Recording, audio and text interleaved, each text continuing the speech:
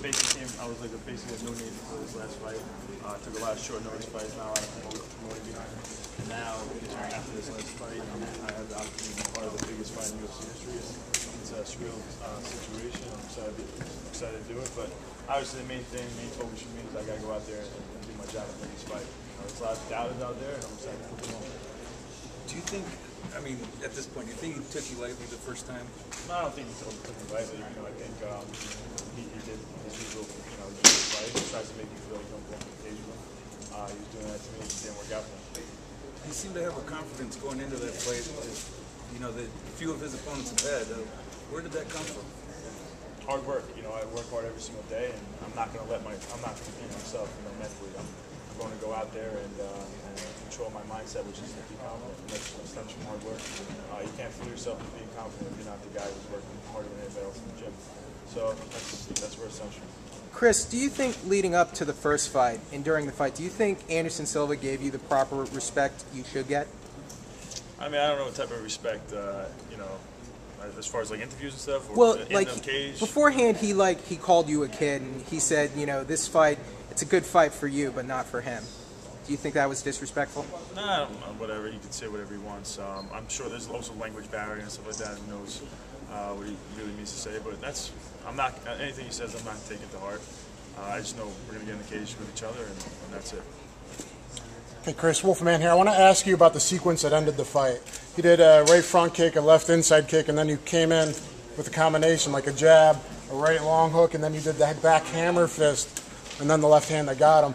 Was that just in the moment, or was that back hammer fist is really weird to break the rhythm? Was that just you feeling it, or is that something you guys actually worked on to get him when he's leaning back and doing his thing? I mean, we work on that type of stuff, but it becomes, you do it in sparring a couple times, it just becomes instinct, and I wanted to hit him, and just put something together that was going to hit him. Well, you were told to blast a fucking hole through his chest. I guess you went for his head. head. I guess that was all right. Oh yeah, no, I mean that's actually technical advice that Longo gave me, and we went over that a lot in camp. We knew he was going to be standing there with his hands down and using his head movement. So it's going to be hard to put a target on his head when he's moving his head. So we'll just go right to the body. He's not going to be able to move that, when he's moving his upper body. Sure. All right, thank you. And that sets up the head. You expect him to do that again this time around? Sure. I think that's the way he fights. If he doesn't, he doesn't. But either way, it doesn't really matter. I feel like the only reason he wouldn't do that is because if he was doing it and he gets knocked out again, he would probably have to deal with the backlash all over again from all the fans and stuff like that. But I just think that's part of the fight game. I think it's part of what he does and what makes him great. So I'm not sure if he's going to go away from it, but either way, it's what it is. How much has life changed for you since you won the title? I'm sure you get recognized a lot more. What's it like? Yeah, definitely recognize more support, more doubters, more money. I'm able to get out of the situation I was in with Hurricane Sandy house. I'm going to be buying a new house soon, hopefully getting a closing date coming up, and then get in there for the camp. Just busy, a lot busier. You have to really make it your priority to keep your focus on. You got to win this fight. This all goes away. All the good things if you're not a winner. Everybody's talking to me here because I'm winning. That's the reason, so I got to just keep winning. Chris, do you expect Anderson to act a similar way in your rematch? When he was, egging you on and putting his hands down and showboating, do you think he's going to do that again in this fight? I don't know. I just kind of answered that. Can I ask how big you're walking around at now? I'm like 212, something like that. Okay, and obviously saw the great John Jones fight the other night.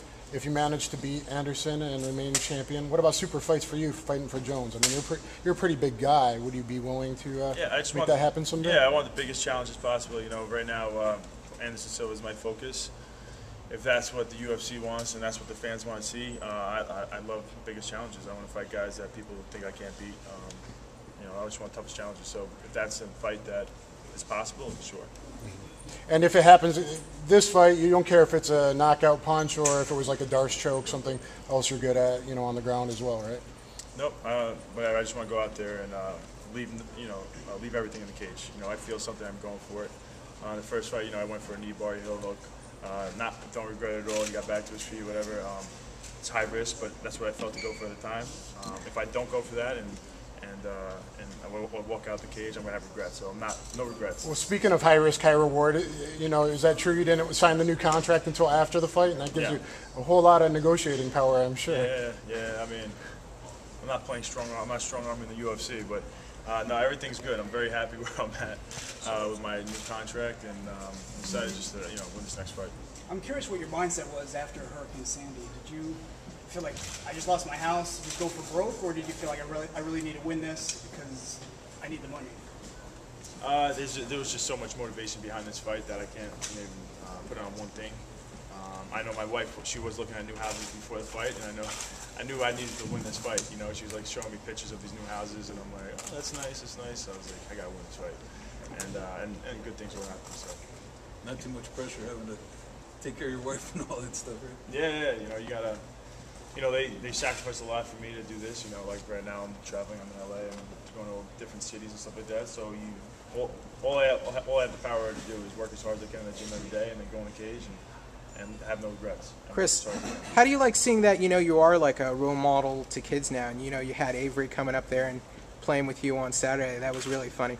Yeah, no, it's awesome. I mean, I think that's probably that's what this is all about. You get to the top of something. It's your opportunity, and it's my job now to be a good role model. So this is where I wanted to be, and now you have the respect from little kids, and you're able to inspire them in certain ways. So you got to just try to be a good role model, and be the best person you could be. So help people. You also talked about how you shouldn't push your kids into athletics. How was it like that with your parents? Did they push you into wrestling, or how did you get into it? No, my parents were they were good. They were willing to support me with everything I wanted to do. At an early age, they kind of put me in every type of sport I wanted to be. I was active. I wanted to do sports. So they just kind of let me do. I did every type of sport you could want to do, and then I just kind of grew a liking to a couple of them, and then eventually fell in love with wrestling. But coaching wrestling and coaching other sports, especially at the kid level, especially in wrestling, there's just too many parents that kind of push their kids into it for the wrong reasons. They wrestled when they were in high school, and maybe they didn't accomplish their goal. Now it's their turn to almost live to their kids, and they're pushing these kids way too hard at a young age. And I've seen so many times where it just ends up being the kid ends up hating the sport and hating the father, and it doesn't work out well. Another thing people have to realize is that you push your kid at a young age and they're doing really good at a young age, it doesn't always translate to when they're older. So it's just the pressure they put on the kids. I don't like to see it. Do you have brothers and sisters? Yep, my brother and sister. What did they do? Any sports, athletically, anything like that? Yeah, my sister played college volleyball, my brother played college football. And both of them were well-rounded athletes, good athletes. I was probably the worst athlete in my family. Both my brother and sister were better athletes. I don't think you could say that now. Well, I accomplished more in my sport, but they, everybody has different setbacks. There's a lot of people who are blessed with talents, and just things didn't work out for them. That's fact. I've had great opportunities, and I made the most of them. And there's a lot of people that could have done maybe what I've done, and I just weren't given the opportunities. Are you the youngest of your brothers and sisters? No, I'm middle child. I got middle child syndrome. I got no love growing up. I'm just kidding. Don't make a title of that. Poor mom's gonna read that. Yeah, I'm just kidding. Lots of love. You seem real comfortable, with all the cameras. It's a lot of attention you're going to be getting as champ, but how do you approach that kind of stuff? Just being myself, when I first got into the sport and I was doing interviews for the first time, I used to be, so nervous because you want to try to impress everybody, maybe sound smarter or dumber, whatever you want to do, whatever type of expectation you have that you want to, have people see for yourself. But it just comes down to there's going to be people who don't like you, and there's going to be people who like you, and to be able to sleep at night, just be yourself. And if you don't like something I said, I'm not going to go out there and cry. I can't cry about it. I can't worry about it. The amount of attention you're getting now is obviously a lot more. Any new sponsors that have come on board for you? We're working on a few, but I have a great sponsor list already where I'm happy with. But there's some things that my management is working on now. What's been the negative aspect? Anything negative about being champ? Probably, I just got a lot of people who want to be my friend that maybe have wrong intentions. I actually there's some funny stuff. A lot of business ideas thrown at me. Some of them sound really good. And I'm like, oh, that's good. But I'm actually starting a landscaping company, a snow removal company, and a extermination business as well. Is there any way you can? Maybe. Is there any way you can describe the high you were on the night you won the title, and are you still on that high right now? No, I'm not on the high anymore. I don't think. I'm just focused on this next fight. But it was awesome. You know, it's a surreal thing. You just imagine the fight over and over and over again, and to go out there and finish it is amazing. Especially the last fight. You know, I've been thinking about that fight since day one. Since day one, I got into MMA. And Silva's, greatest of all time. And you did exactly what you said you were going to do. Yeah, so it's a weird feeling, It's sometimes you go out there and you say certain things and it doesn't work out, and then you look like an idiot. And there's other times when you say what you feel would happen, and it works out, and it's a lot better this way. Do you think your belief in yourself that really carried you, like self-fulfilling prophecy, laws of attraction type thing? Do you get into that at all? I don't know about all that, but I'll just say, yeah, I think believing in yourself at this stage of the game is 99% of everything. Everybody at the height of any athletic competition at the professional level, everyone's athletic, everybody's strong, everyone's fast, everybody was talented. They probably all have coaches that believe in them, people who all over them and just think they're awesome. But it's about really truly believing in yourself. And I think what separates the champs, and I'm not just talking about me, but anybody, but just get at the top of any sport is the person who's really working the hardest, because you're gonna distract yourself and not truly believe in yourself if you're not working as hard as you can every day. What are your long-term goals, career-wise? Win every fight. I'm trying to keep going. I do want to eventually be known as one of the greatest of all time, but that's not the goal I'm thinking about, every day. The goal I'm thinking about, before I go to bed at night is winning this next fight, in a spectacular fashion, just going out there and shining. I have a lot of doubters. It motivates me. People think this fight, fight was a fluke. So it excites me, and it's fine. Anderson Silva deserves to have that type of respect. He's accomplished a lot. He's done so much for the sport. He's done so much for UFC. So I totally understand it, but it just motivates me. You mentioned the fluke thing, and I know that's been a theme with a lot of people. In a way, did that, in your eyes, you feel because people were saying that it cheated you out of a win, and really to relish that moment when you did win the title? No, I relished it. I felt great about it. Nothing's going to take that away from me, but I feel like I do need to win this next fight to prove everybody wrong if there's any doubters out there. And I expected that going into this fight. I knew that we were going to have an immediate rematch. The first thing I said after I knocked him out, after a couple other things, I spoke with us, we got to do a rematch. We need a rematch. Because I knew this was going to be a huge fight. I knew a lot of people wanted to see it again. So now it's an opportunity. If there wasn't doubters out there, if I just beat him and everybody thought I deserved to win, you guys wouldn't be here and this fight probably wouldn't be set up. So I'm excited to do it. Have you brought anyone new into the training team? No. No one new. Everything's same old. What were you doing this morning for the video game? Did you do your 3D scan and all that of your face? Or yeah, they did my face and my body. It was pretty cool, man. I can't wait to be in a video game. You didn't do any motion capture your moves or anything yet?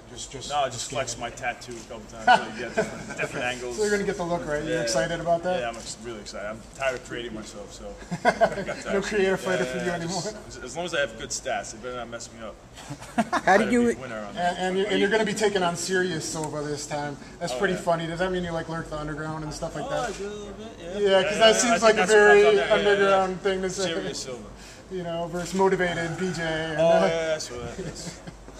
Chris, speaking of the video game and being close to Hollywood, have they talked about translating your story into the EA UFC video game, or has someone from Hollywood tapped on your shoulder to put your story on this other screen? Wait, into the game you're saying? And as far as a storyline where it has producers from Hollywood, have they contacted you yet? Nothing to do with the video game, you're just saying a movie on me? Movie on you and video game. Two for two on that. The video game thing, I don't know about me being being in the video game for one player mode story, but that'd be cool. Just hang out at my house and get dressed, do laundry. But no, I don't think that's gonna happen. That'd be cool. Maybe the next one. That's a good idea for EA Sports. And then what's the second one? Movie on me. I know UFC. I think there's gonna be a couple of documentaries coming soon. Was there an actual rematch clause in your contract? No, no rematch clause. I just knew it was. It's a fight I wanted. There's not one person that I want to fight in the 85 division, and so I think he's the best challenge. And that's the guy I want to fight. I mean, I don't know if pound for pound rankings matter to you, but Dana said that Anderson's still above you, pound for pound. If you beat him again, do you expect you should be above I'm him? sure. I'm guessing probably up to this one. It'll be. You know, like I said, he deserves a lot of respect. If I was him, I would want to be still up there because I think he deserves to be up there. So I'm not. It's not. I'm not taking any. I'm not pissed off about that at all. I honestly don't care about rankings. So even when it was ranked in UFC, I mean the middleweight, I didn't really ever care about that either. Obviously, you got to focus on this fight, but who are you paying attention to that you think you might be like Vitor, Jacare?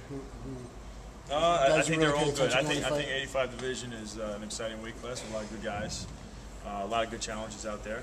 But like you said, this is the only fight I'm even worried about at all. John Jones said that he needed that dog fight on Saturday. Do you want an easy win, or you need a dog fight too? Because you haven't had one of those yet. Oh, my Damon Maya fight was a dog fight against myself. Just trying not to die. But yeah, no, I'm always preparing for that. You know, that's what I'm excited to show how tough I am, and if there's any doubters out there. But I'm excited for that. But I train for that, and I hope for a finish. What did you think of that dog fight Saturday night? It was great, man. I had 6 heats right up there. Awesome fight. I thought at the time I thought Gustafsson won, but I was kind of just enjoying the fight more than like kind of sitting there scoring it. So I got to go back and rewatch it to make a judgment on who I really think won that fight. But exciting as anything. Which rounds did you give him? Well, I think first and second, I had Gustafsson, and then what was the round? I know the fourth was a spinning elbow to John Jones, and then what happened the third? I forget. I had the first three for I need help. Gustafsson. First three for Gustafsson. The first three are the close ones, 4 and 5. Oh, okay, yeah, Boy Jones. Yeah, okay. Like I said, I gotta go back and rewatch that fight. Where's the scorecard? Come on. Yeah, I know. I need a replay right now. I don't have the best memory anyway, so. Chris, you're, a New Yorker. What is it like now to see that, MMA is regulated in 49 states except New York now? I mean, what does that make you feel to see that? And what, we see all these politics. It's really frustrating as a fan. How does that make you feel? Yeah, it doesn't make me feel good. This is the one state I'm from. John Jones from New York too. You got 2 champions from there. You had Matt Serra as a champion. Any other New York champions in the past? I don't know, maybe. But it's just terrible. It just comes down to dirty politics. One guy holding it back. I went lobbying for it in Albany, and overwhelming amount of support from politicians. All the Assemblymen, the Senate obviously has passed a bunch of times, and it just comes down to dirty politics. And I think just pressure's building. It's going to come through, but just in the time being, it's terrible. I think it's just a matter of time before you're defending your title in Madison Square Garden. Yeah, I hope so. I mean, I hope I'm not retired by that time.